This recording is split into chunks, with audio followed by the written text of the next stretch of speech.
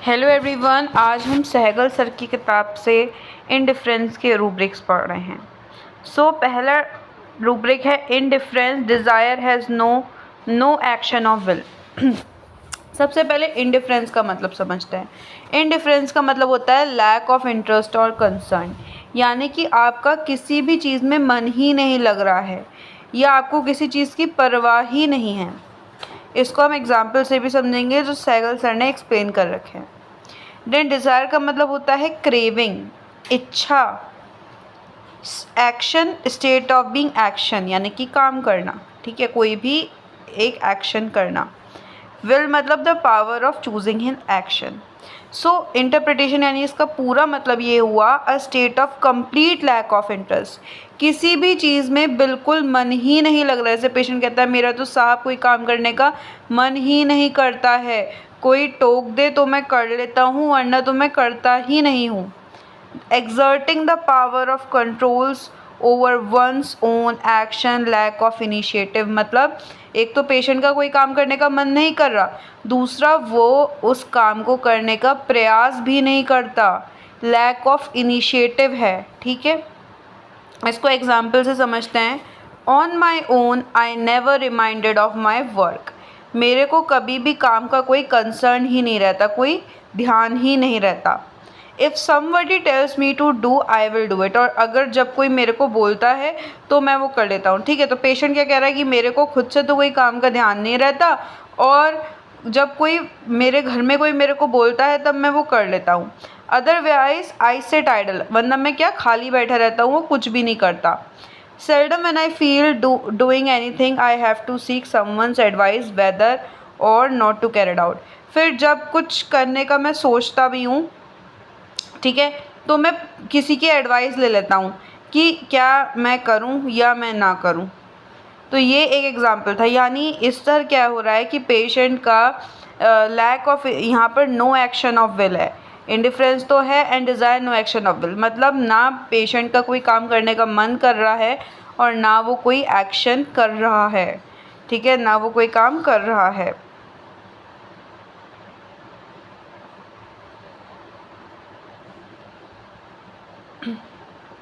फिर दूसरा एग्जाम्पल देते हैं। A mother tells about her child that he bothers her very much. उनको उनका चाइल्ड बहुत ज़्यादा परेशान करता है, क्यों? क्योंकि he will not do any thing on his own initiative, क्योंकि वो खुद से तो कोई काम करता ही नहीं है। So much so that he will come to her and ask should I go to obey the call of nature और शुड आई ईट दिस और शुड आई, मतलब अगर उसको फॉर एग्ज़ाम्पल वॉशरूम भी जाना है तो वो अपनी मदर से पूछता है कि क्या मैं जाऊँ या मैं ना जाऊँ, क्या मैं ये खाऊँ, क्या मैं ये करूँ। तो ये एक एग्ज़ाम्पल है, ठीक है। खुद से वो कोई काम नहीं करता।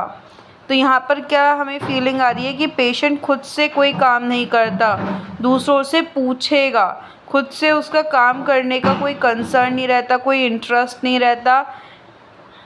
वो कोई या तो आइदर वो काम नहीं करेगा या फिर वो अगर काम कर रहा है तो किसी से पूछेगा कि क्या मैं ये कर लूँ, क्या मैं ये ना करूँ, ठीक। Indifference important things too. Indifference यानी कि फिर से lack of interest. Important thing मतलब जो बहुत ज़्यादा सिग्निफिकेंट थिंग्स है, मतलब ऐसी चीज़ों के लिए इंटरेस्ट ना होना। Lack of interest for things of much significance, जो बहुत ज़्यादा इंपॉर्टेंट है। Which ordinary one is not expected to lose interest, मतलब उसको ऑर्डिनरी चीज़ों में तो इंटरेस्ट है पर जो इम्पॉर्टेंट थिंग्स हैं उसमें उसको इंटरेस्ट नहीं है। It is a strange contrast in my nature that I remain quite disinterested about important matters of business and other affairs. Because of this I have to suffer miss many good opportunities for future progress. जैसे कोई एक बंदा है, वो अपना घर परिवार में तो बिल्कुल इंटरेस्ट ले रहा है, जो खेलने कूदने मस्ती में, बट उसका ध्यान किस, जैसे कोई एक स्टूडेंट है, उसका ध्यान खेलने कूदने दोस्तों के साथ मज़े करने में तो है, बट उसका ध्यान बिल्कुल भी जो उसके एग्ज़ाम्स है उस पर नहीं है, जो इम्पॉर्टेंट थिंग्स है उस पर नहीं है। वो आपसे कहता है आकर कि मैं इधर उधर तो अपने दोस्तों के साथ मज़े कर लेता हूँ बट मेरा अपने जो इम्पॉर्टेंट थिंग्स हैं, जो अपने एग्ज़ाम्स हैं, वाइवा हैं, उसमें मेरा बिल्कुल भी मन नहीं लगता, जिसकी वजह से मेरा काफ़ी नुकसान हो जाता है। सो यहाँ पर ऐसे एक एग्जांपल दे रखा है कि मैं क्या करता हूँ, मेरा बिजनेस में बाकी जो इम्पोर्टेंट थिंग्स हैं उसमें बिल्कुल भी मन नहीं रहता, ठीक है, कोई इंटरेस्ट ही नहीं रहता, जिसकी वजह से मेरा बहुत ज़्यादा अपॉर्चुनिटीज़ मेरे से लॉस हो गई हैं। सो ये रहता है इनडिफरेंस इम्पॉर्टेंट थिंग्स टू। ठीक, फिर है indifference lies with eyes closed. Eyes closed का क्या मतलब होता है? Disallowing one self to see. And lies मतलब remaining in state of inactivity. मतलब यहाँ पर क्या रहती है, कोई भी स्टेट ऑफ कंसर्न नहीं रहती है, as if eyes are closed. यानी कि आइज आर क्लोज का क्या मतलब है कि पर्सन को कुछ चीज़ दिख ही नहीं रही है भाई, उसका ध्यान ही नहीं है बिल्कुल उन चीज़ों पे, ठीक है। What ever goes in around, मतलब आसपास जैसे जो भी चल रहा है, बच्चे खेल रहे हैं, बच्चे शैतानी कर रहे हैं, और वो पेशेंट का कोई ध्यान ही नहीं है उस तरफ, ठीक है। जैसे कि उनने उस तरफ से अपनी आंखें बंद कर ली हैं, आंखें मूंद ली हैं, हम हिंदी में कहते हैं ना अपनी आंखें मूंद लेना, तो वही बात हो गई। आइज़ क्लोज का मतलब वही होता है। फिर lies in state of, lies मतलब आप एक इनएक्टिव स्टेट में पहुंच गए हो। सो इसको समझते हैं। I know that I am suffering from serious disease which if neglected may prove fatal। जैसे कि अगर किसी को फॉर एग्जांपल कोई जानलेवा डिजीज़ निकल आई है ना, और वो फिर भी उसे पता है कि यार ये जानलेवा डिजीज़ है, पर फिर भी उसने उस चीज़ से आंखें मूंद ली। क्या करा उसने? उस चीज़ से आंखें मूंद ली। तो ये चीज़ क्या है? इनडिफरेंस मतलब ये क्या है? आइज़ क्लोज कर लेना, ठीक है। Yet my attention is never drawn towards it and never think of going to a doctor। तो पेशेंट कह रहा है कि मेरा उस तरफ को ध्यान जाता ही नहीं है और ना मैं कभी सोचता कि मैं डॉक्टर के पास जाऊं। मतलब अटेंशन ही नहीं है, इंटरेस्ट ही नहीं है ना, अटेंशन ही नहीं जाता, इंटरेस्ट ही नहीं होता कि डॉक्टर के पास जाके मिले, कोई कंसर्न ही नहीं है। तो यहाँ पर क्या है? कंसर्न नहीं है ना, देन इंटरेस्ट नहीं है। तो ये क्या हुआ? This is the indifference. यहाँ पे हमें इनडिफरेंस क्लियर हो जाता है। और हमें क्या कंसर्न हो गया? आइज़ क्लोज कर लेना, मतलब पता है कि डिजीज़ फैटल प्रूफ होगी, फिर भी उस तरफ से आंखें मूंद लेना। सो ये क्या हुआ? Indifference lying with eyes closed as if not aware of it and incline to take any action. आपने देखा होगा कि भाई सीपिया जो होती है वो लास्ट स्टेजेस में आती है आपके पास, लास्ट स्टेजेस जो एंड के स्टेज होते हैं डिजीज़ के, जो जनरली हमें पढ़ाया जाता है। तो वहाँ पर क्या होता है, देखो यही रूब्रिक फिर हम वहाँ पर अप्लाई कर सकते हैं। मतलब उसको पता है कि उसकी डिज़ीज़ भयंकर रूप ले लेगी या भयंकर ले रही है, पर फिर भी वो उसकी तरफ से अपनी आंखें मूंद लेती है, और जब तक बिल्कुल ही वो ख़राब स्थिति नहीं आ जाती फिर वो एंड में जाती है। तो यहाँ से हम एक और चीज़ समझ सकते हैं। देन है indifference personal appearance too. Personal यानी कि अपना खुद का। तो यहाँ पर पर्सन को अपनी outward appearance, dressing, public impression की मेरा लोगों पे क्या प्रभाव पड़ेगा, क्या डेकोरम होना चाहिए, कैसे पहनना चाहिए, उड़ना चाहिए, मेंटेन करना चाहिए, वो चीज़ का कोई भी इंटरेस्ट पेशेंट को रहता नहीं है। जैसे I do not feel any interest in dressing my self properly. मैं कोई भी इंटरेस्ट फील नहीं करता हूँ खुद को अच्छे से तैयार करने में। My personal appearance in order, मेरा मतलब अपनी पर्सनल अपीयरेंस की तरफ ध्यान नहीं है कि मेरे को एक ऑर्डरली मैनर में रहना चाहिए। जैसे कहीं बाहर जा रहे हो भाई, तुम पार्टी में जा रहे हो तो अच्छे कपड़े पहन के जाओगे, एंड अगर आप डॉक्टर के पास भी जा रहे हो तभी फॉर्मल कपड़े, थोड़ा ढंग से कपड़े पहन के जाओगे। पर ये पेशेंट आपके पास कैसे भी आ सकता है, ठीक है। फिर ये कहेगा कि भाई मेरा तो कोई इंटरेस्ट ही नहीं है अपने पर्सनल अपीयरेंस में। I have never convinced that my appearance, which in the view of others is badly, really not good। तो ये कह रहा है कि मेरे अपीयरेंस ने कभी मुझे कन्विंस नहीं करा, ठीक है।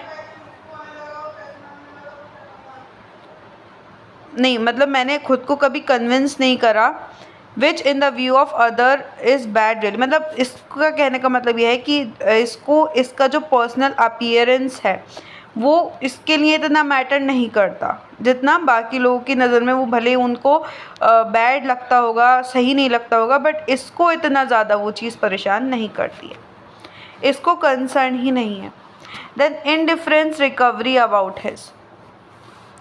रिकवरी का मतलब होता है रिगेनिंग ऑफ समथिंग लॉस्ट।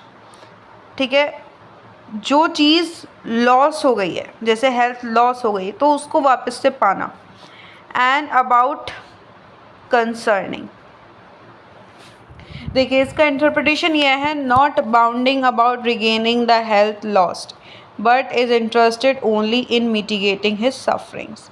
तो उसका ये है कि पेशेंट का इसमें क्या रहता है कि वो ये नहीं चाहता कि उसकी जो पूरी हेल्थ ख़राब हो गई है वो वापस से पहले जैसी हो जाए, वो जैसे पहले था वो वापस से रेस्टोर हो जाए, पर वो चाहता है कि बस उसकी जो अभी प्रेजेंट कंप्लेंट्स हैं जो उसको परेशान कर रही हैं, जैसे दर्द दे रही हैं, जैसे कहीं पे दर्द हो रहा है, जैसे पेट में दर्द हो रहा है, पेट में ट्यूमर बन गया है उसकी वजह से दर्द हो रहा है, तो उसका ध्यान अभी बस यही, बस उसको वो डॉक्टर, उसकी कंसर्न बस यही है कि जो दर्द हो रहा है ये सही हो जाए, ट्यूमर होए ना होए सही, उससे उसको कोई फ़र्क नहीं पड़ रहा।